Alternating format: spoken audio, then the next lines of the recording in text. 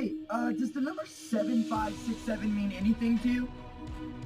CT-7567.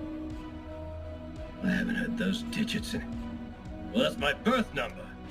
You're a Generation 1. How'd you know that? From the lines in your face. Yeah, I guess I've been around. My name's Rex, but you'll call me Captain or Sir.